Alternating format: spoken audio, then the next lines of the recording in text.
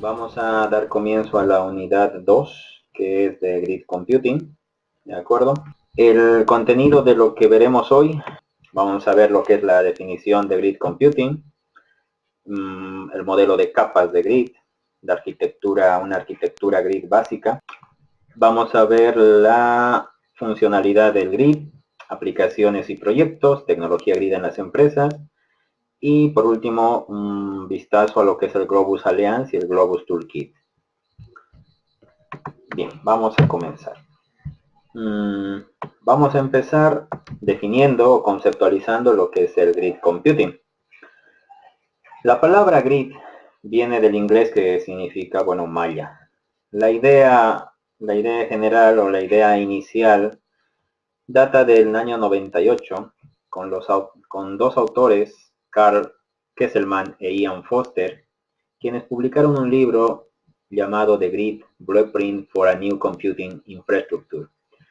Este libro, o la idea que planteaban estos autores en el libro, era crear una infraestructura de red basada en múltiples ordenadores interconectados y que hagan una similitud a lo que es, por ejemplo, la malla eléctrica, a una malla eléctrica.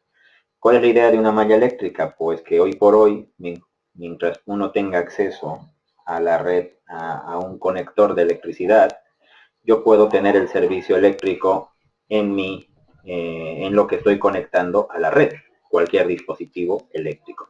Entonces, bajo esta filosofía era lo que estos autores intentaron en el año 98 dar inicio a lo que es el grid computing. Básicamente, el grid computing se refiere a una infraestructura que permite la integración y el uso colectivo de ordenadores de alto rendimiento, redes y bases de datos que son propiedad y están administrados por diferentes instituciones, puesto que la colaboración entre instituciones envuelve un intercambio de datos o de tiempo de computación. El propósito del grid es facilitar la integración de recursos computacionales. ¿Vale? Esto es a nivel definición. Hay que puntualizar que para que nos quede claro lo que es un grid, de todo esto que está puesto en la diapositiva, lo recalcante sería que se comparte recursos computacionales entre diversas entidades. ¿De acuerdo? Entonces, estas entidades pueden ser universidades, laboratorios de investigación, empresas, en fin, todas aquellas que se asocian para formar el grid. Para lo cual utilizan algún tipo de software, ya veremos qué tipo de software existen para poder dar la implementación a lo que es el grid computing. ¿De acuerdo? Continuemos. Vamos a ver que las ventajas que ofrece Grid Computing frente a otras tecnologías, este nuevo paradigma de computación, es que nos permite integrar sistemas heterogéneos, ¿vale? Sistemas heterogéneos. Bueno, dentro de sus ventajas son las que aparecen en la diapositiva. Las principales son la descentralización, es decir, que pueden agregarse recursos sin importar su localización geográfica. Cuando hablamos de grid, sobre todo ya estamos hablando de recursos que se encuentran geográficamente en cualquier parte del mundo. Ya hablamos de grids mundiales, pueden ser europeos, Estados Unidos, Latinoamérica, en fin, ya estamos hablando de recursos que geográficamente están dispersos. De ahí que viene la ventaja de la descentralización. Geográficamente distribuidos, con dominios de administración diferentes, ¿de acuerdo? También otra ventaja es su heterogeneidad. ¿Qué significa la heterogeneidad? Que estos recursos que están distribuidos, que están descentralizados, pueden ser de dos tipos y pueden ser heterogéneos, es decir, que no necesariamente tienen que ser similares. La heterogeneidad puede ser a nivel hardware, que estamos hablando de computadoras o dispositivos electrónicos heterogéneos, o a nivel software. A nivel software estaríamos hablando de recursos que se agregan al grid, que pueden ser servicios, documentos, imágenes, bases de datos, etc., que pueden estar montados sobre una plataforma Windows, Linux, Mac. Es decir, la heterogeneidad se nos puede dar a ese nivel. Por otra parte, tendríamos la escalabilidad como ventaja del grid. ¿Qué significa esto? Que la infraestructura puede ser aumentada continuamente sin alterar los procesos y sin que se resienta su eficiencia. ¿Vale? O sea, yo puedo ir aumentando recursos y esto no debería conllevar ninguna alteración en cuanto a los procesos que ya están puestos en el grid, o que por el hecho de yo ir aumentando, el grid se vuelva menos eficiente. Y por último, multipropósito. ¿Qué significa multipropósito? Que la infraestructura podría utilizarse para todo tipo de aplicaciones. Bueno, esto aquí vamos a hacer una puntualización porque para todo tipo de aplicaciones, dependiendo del grid al cual te conectas. Aquí es un poco genérico, pero la idea es que si yo tengo un grid para un determinado grupo de aplicación, ámbito de aplicación científico o académico, este grid no necesariamente me tendría que valer para otro ámbito de aplicación. Más adelante vamos a ver qué tipo de ámbitos de aplicación existen. Pero, ¿vale? Entonces, pero si bien dice multipropósito, que todo tipo, y aquí lo que habría que puntualizar es todo tipo de aplicaciones, pero que se refieran al mismo área. Para poder entender el grid, vamos a ver el siguiente esquema, el modelo de capas que tiene el grid computing. ¿Vale? Este modelo de capas es bastante esquemático y sencillo de entender para que nos permita ver cómo se puede enfocar un grid o cómo se puede ver un grid. Por una parte, tenemos los servicios locales, que son estamos hablando de la caja inferior, la caja gris. En los servicios locales se encuentran los recursos ofrecidos por las diferentes organizaciones que constituyen el grid. Los servicios locales vendría a ser todos los recursos que están ofrecidos en el grid. Estos pueden ser super servidores, superordenadores, ordenadores de alta gama, sistemas clusters, arrays de almacenamiento, bases de datos, en fin, todo aquel recurso que va a ser compartido para el grid. ¿De acuerdo? Obviamente, para que estos recursos sean compartidos para servicios locales, tendrán que tener una forma de gestión, una forma de administración, tendrán, si son recursos, si son equipos, tendrán sus sistemas operativos, en fin. Pero en esta parte de servicios locales, aglutinamos a todos aquellos recursos que van a formar parte del grid. Por ejemplo, en el dibujo podemos ver, bueno, a modo de ejemplo, algunos recursos locales que se comparten, ¿no? Por ejemplo, TCP, si yo voy a compartir la red, también. Lo que trata de poner entre TCP y UDP es un poco que no estamos exentos de, mejor dicho, no tenemos que tener una red en concreto. Puedo tener una red TCP/IP, puedo tener una red UDP, puedo trabajar sobre Linux, sobre Solaris, en fin, trata de mostrar un poco la heterogeneidad de los servicios locales sobre los que yo quiero compartir. ¿De acuerdo? Condor, por ejemplo, son unas librerías para programación distribuida y todo aquello que yo deseo compartir. Bien. Encima de los servicios locales se encuentran los servicios grid básicos. Los servicios grid básicos representan el nivel fundamental de lo que es el grid. Es básicamente el kernel del grid. Es sobre el que descansan, como pueden fijarse, las herramientas grid y los servicios de alto nivel. Y por último, las aplicaciones. O sea, al ser el kernel, en esta parte, los servicios que existen en la caja de servicios grid básicos proporcionan una interfaz única para realizar operaciones básicas, como por ejemplo ejecutar o monitorizar un trabajo o un job, actualizar el estado de un recurso, mover un instrumento, gestionar el control del acceso al recurso, ¿de acuerdo? Para que todo esto sea posible, existe una herramienta que se denomina el Globus Toolkit. Más adelante vamos a ver de dónde nace esta herramienta, que nos proporciona, es una herramienta de software libre, es open source, que nos proporciona una serie de librerías, de herramientas en definitiva, para poder tener estos servicios grid básicos. Básicamente lo que se ve en la diapositiva como GAS, Grid FTP, Metacomputing, Globo, en fin, todo lo que se ve, Gram, IO, todas esas cajas son componentes de lo que es el grid, el Globus Toolkit, ¿de acuerdo? Por encima de esta capa de los servicios grid básico, nos encontramos con las herramientas y los servicios de más alto nivel, ¿de acuerdo? Que nos van a permitir acceder o nos permiten tener una interfaz mucho menos compleja o una interfaz de más alto nivel para poder ver para poder acceder a los recursos del grid. En este sentido tendríamos dos tipos como ven ahí tenemos dos cajas verde claro, unas que son herramientas grid propiamente, como por ejemplo MPI, Gridway, Condor, que son Condor y Gridway son proyectos que también son de libre distribución, que lo que son aplicaciones, son herramientas open source. MPI ya lo habíamos visto, lo habíamos mencionado y se lo mencionó en lo que es cuando hablábamos de clusters.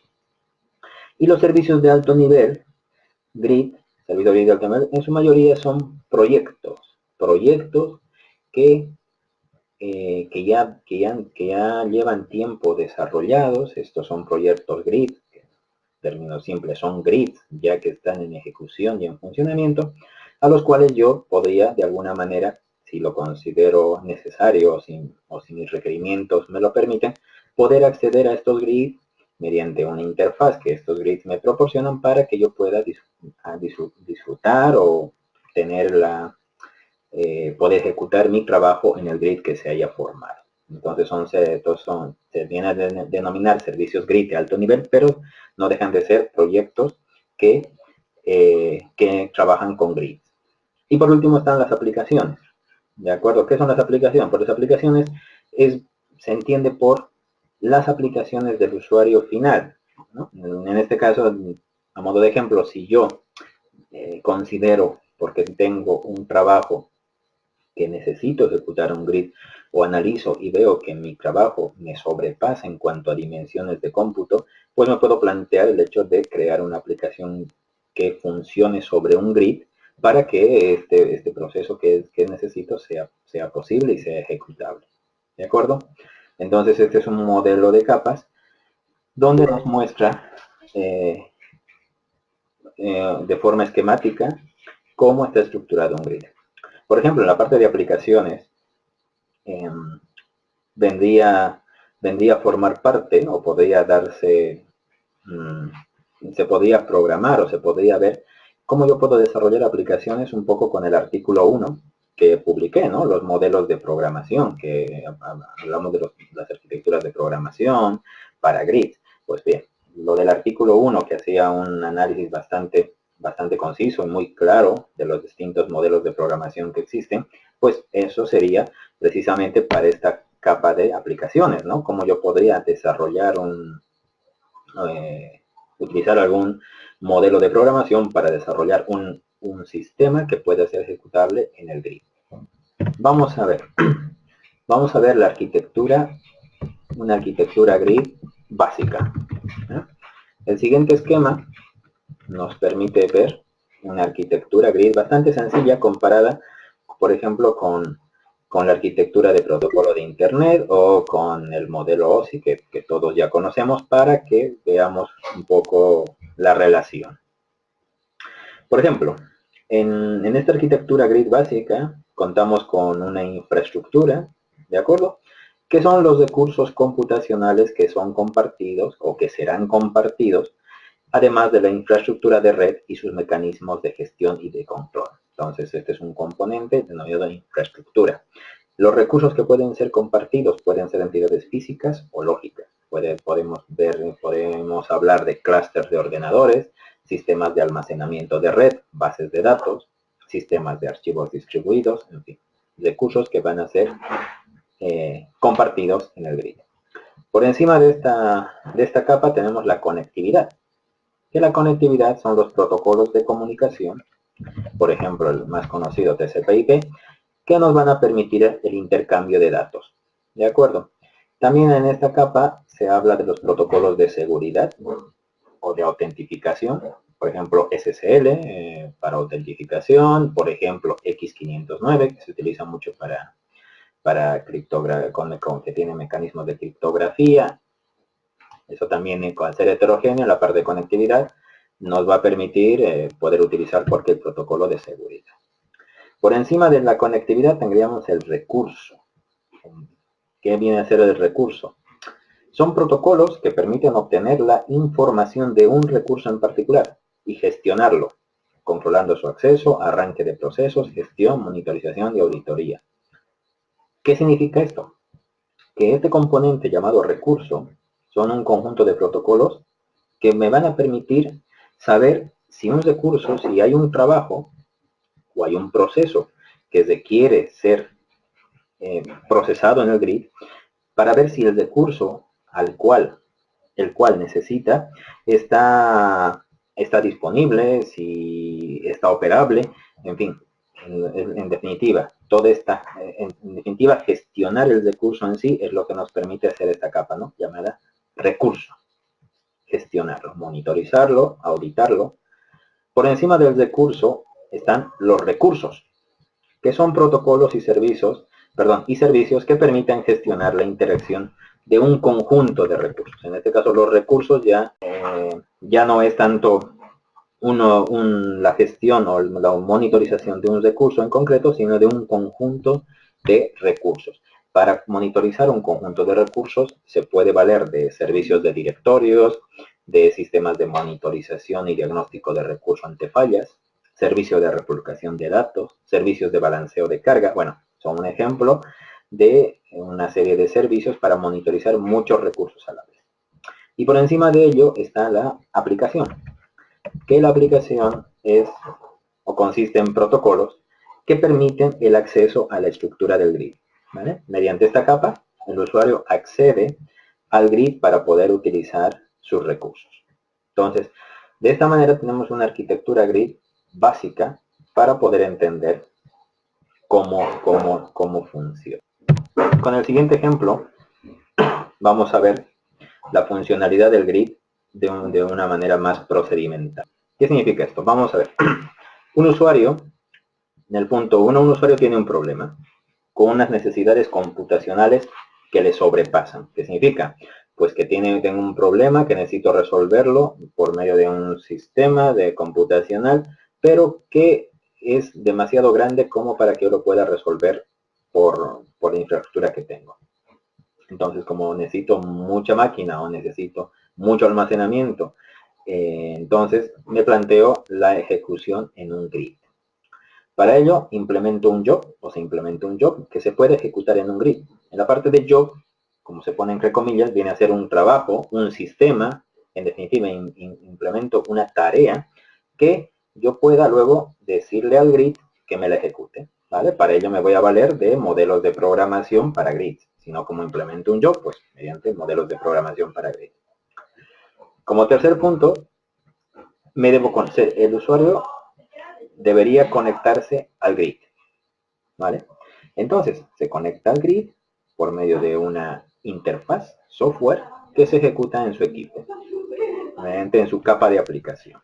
Bien, el grid, el usuario debe conectarse al grid por medio de una interfaz software que permita que se ejecute en su equipo. Bueno, en su equipo o en cualquier equipo desde el cual yo me voy a conectar al grid. Y esto es la capa de aplicación. Yo me estoy conectando al grid. El usuario debe validarse correctamente para asegurar la seguridad. Esto también en la capa de conectividad, lo que habíamos hablado hace un momento del esquema de arquitectura básica. Bien, se valida sobre el grid y se conecta. Tras validarse, el usuario se podrá comunicar con el núcleo del grid, que habíamos dicho que era el núcleo del grid. Los servicios grid, ¿no es cierto? El núcleo del grid era los servicios grid básicos. Entonces, me he validado, tengo mi aplicación, me he validado, me doy una herramienta de validación y me estoy conectando al núcleo del grid. Ay, me pasó el dedo. Acá. ¿Vale? Me he conectado al núcleo del grid. Bien. El resource broker o la capa de recursos, es la que se va a encargar de buscar qué recursos óptimos existen para el job que yo le estoy pidiendo que me procese. Este Resource Broker, estoy en el punto 6, consulta al Information Service, ¿no?, al servicio de información, acerca de qué recursos están disponibles en el grid. Y a otro servicio que se llama Réplica Catálogo para conocer dónde se localizan los datos existentes. Es decir, entonces el Resource Broker se encarga de ver qué recurso está disponible para que pueda ejecutar mi job, y por otra parte, dónde están los datos que son pertinentes para que esto funcione. Una vez localizados los recursos que más convienen, el Resource Broker le envía el job y se ejecuta. En cualquier momento el usuario puede consultar al Resource Broker por el estado del proceso. Cuando se ha terminado de ejecutar el job, el Resource Broker nos devuelve los resultados. ¿De acuerdo? Entonces, esto es un esquema de funcionalidad del grid bastante claro, que nos muestra cómo opera un grid de una forma bastante sencilla. Aplicaciones y proyectos. En el siguiente cuadro he puesto algunos de algunas aplicaciones y proyectos grid a nivel de Estados Unidos y a nivel de Europa. Los más conocidos o los que más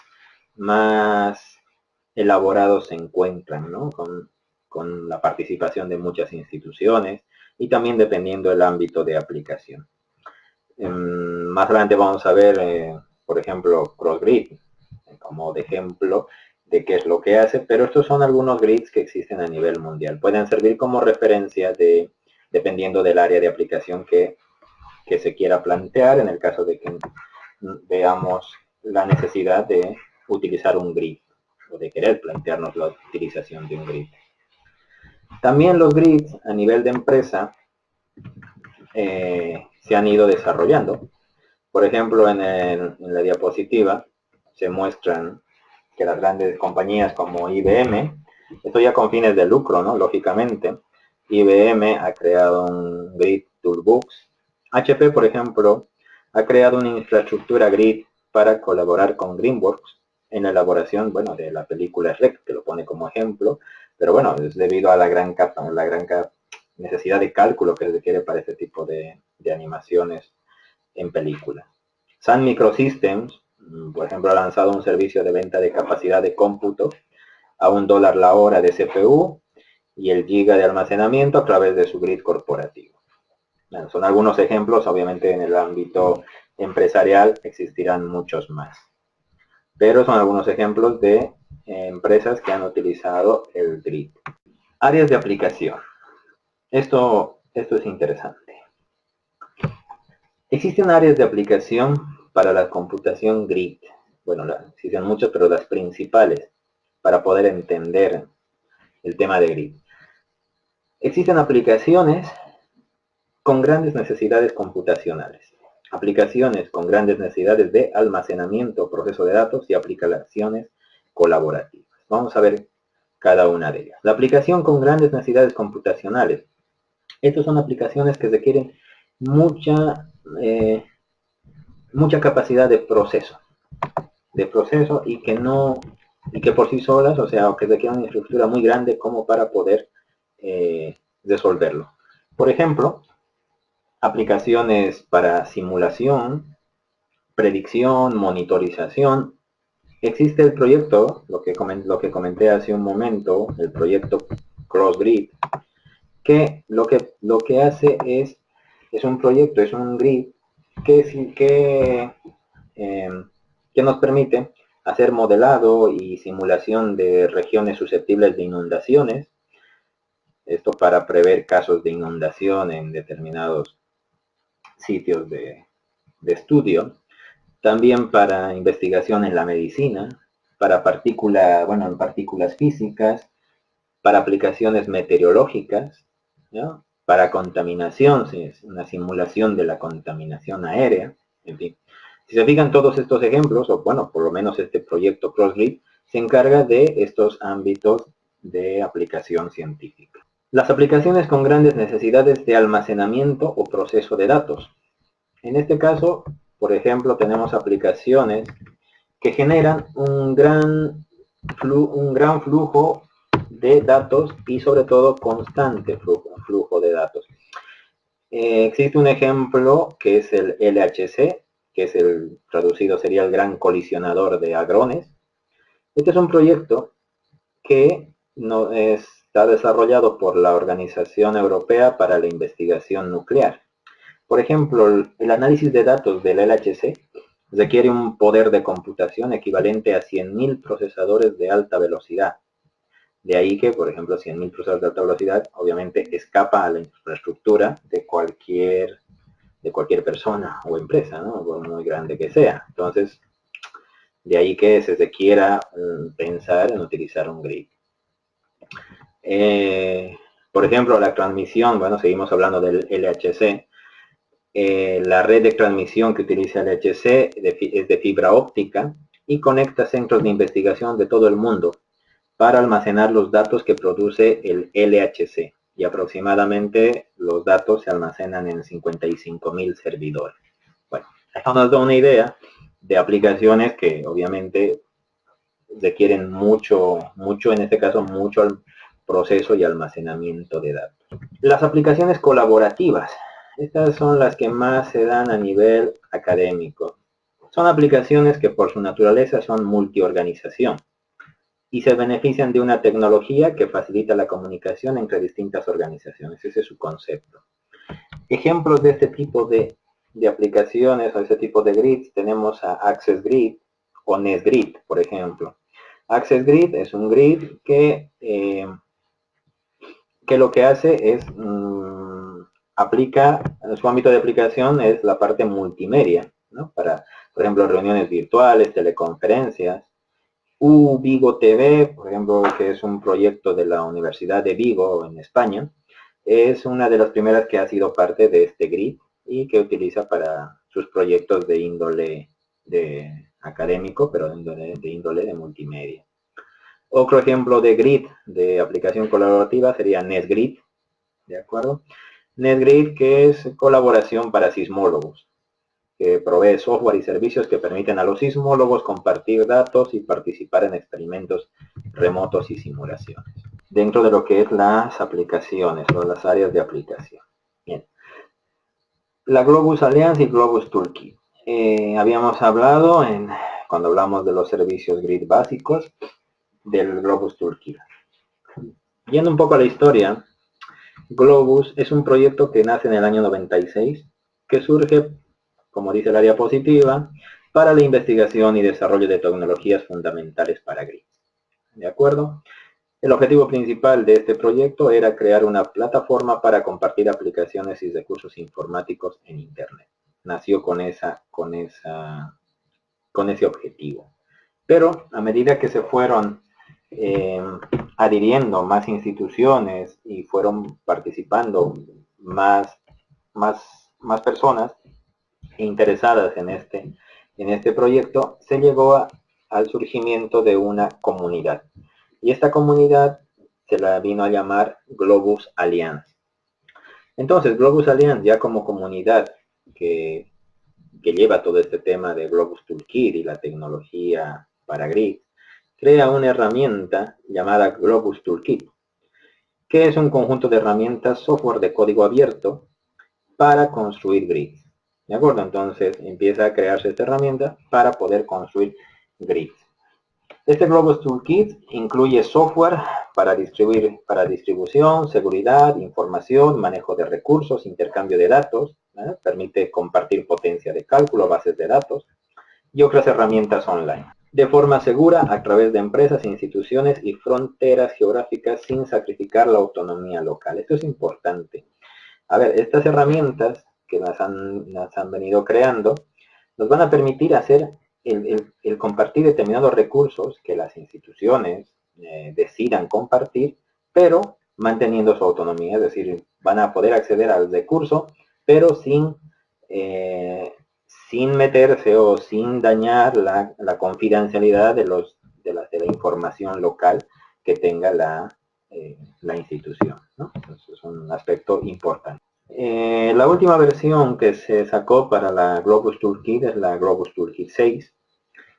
Y su implementación comprende, entre otros, los siguientes estándares. Bueno, esta es la Globus Toolkit 6, data del año 2013, 2014, es relativamente nueva y básicamente ha sido una de las últimas versiones porque utiliza estos estándares que, bueno, para algunos será ya más conocido, que es OXA o WRF, que lo que se basa es en servicios web sobre todo, ¿no? Arquitectura de servicios web. Entonces, con el desarrollo de las tecnologías para web, pues Globus Toolkit no se queda exento y saca una nueva versión basándose en estos estándares. Sin embargo, la versión que ha sido ampliamente implementada o la que más proyectos ha sido generado, está más testeada, es la Globus Toolkit 4, que es la que estuvo muchos años y en la que se desarrollaron muchos proyectos. Por ejemplo, en el esquema se puede ver algunos componentes, bueno, no algunos, dentro de un vistazo genérico, cómo está implementada la Globus Toolkit 4. Cada columna viene a ser uno de los componentes que tiene esta versión. Por ejemplo, tenemos el componente de seguridad, que comprende servicios de seguridad, el componente de Data Management o de gestión de datos, que se encuentra servicios básicos para la gestión de trabajo, servicios de directorio, monitorización, transferencia de ficheros, todo lo que se refiere al tema de datos. Y cada uno de estos serán sus diversos módulos de los que controla esta situación. Tenemos el Execution Management, que sería la ejecución de la administración de ejecución o la gestión de recursos. Núcleo donde se encuentran las factorías de recursos y los servicios de notificaciones, persistencia y ciclo de vida. Estoy ya hablando de los recursos que son compartidos en el Grid Computing. Tenemos los servicios de información, que son servicios de gestión de grandes cantidades de datos. Todos estos módulos nos permiten son servicios de información.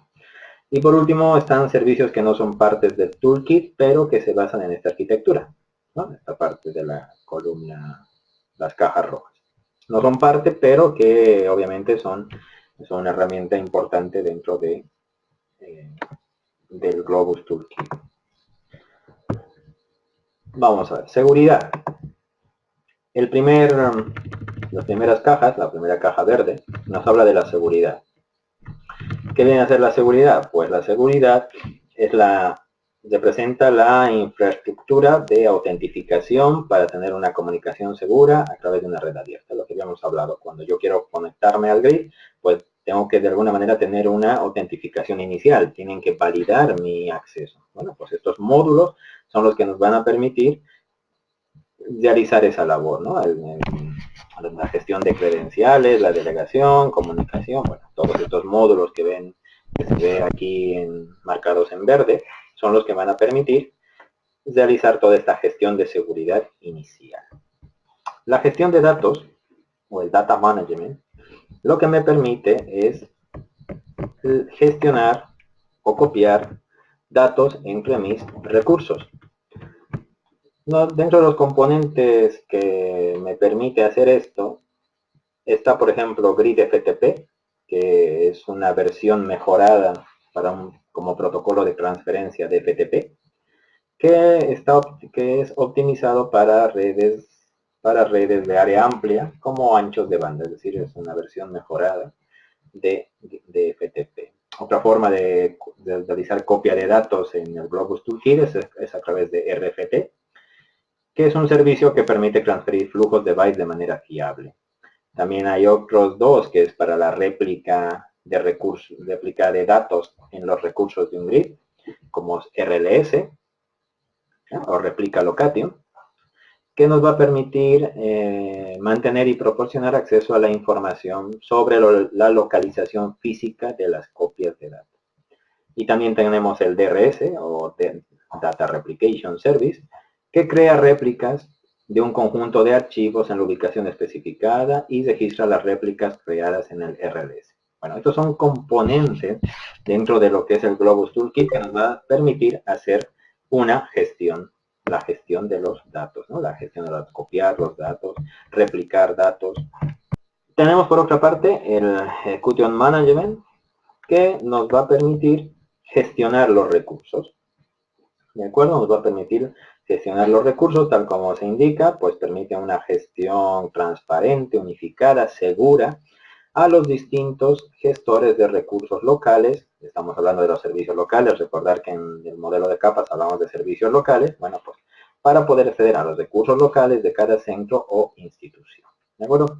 El principal o uno de los principales componentes que tiene esta gestión de recursos es el GRAM, ¿vale? Que es un gestor de asignación de recursos, que procesa peticiones de recursos para la ejecución de aplicaciones remotas, maneja trabajos activos, devuelve información actualizada de las capacidades y de la disponibilidad de los recursos de cómputo. Esto es a modo conceptual lo que hace este módulo para, o esta herramienta, la parte que es la gestión de recursos, para poder acceder a los recursos locales del grid. Dentro de los servicios de información, ¿de acuerdo? Tenemos como componentes el MDS y el GRIS. El MDS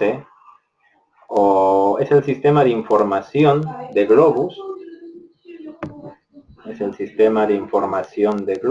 de información referente a sistemas grid, en el grid. Otro componente de los servicios de información es el GRIS, que provee de manera uniforme la búsqueda de recursos, obteniendo como resultado la configuración actual, capacidades, el estado y las prestaciones de cada recurso en el grid. ¿De acuerdo? Entonces, esto es a modo de un vistazo muy genérico de componentes que tenemos dentro de lo que es el Globus Toolkit y que me va a permitir, sobre todo, tener una idea clara de lo que es el modelo de capas o cómo funciona un grid computing. ¿Alguna duda, alguna pregunta que tengan al respecto?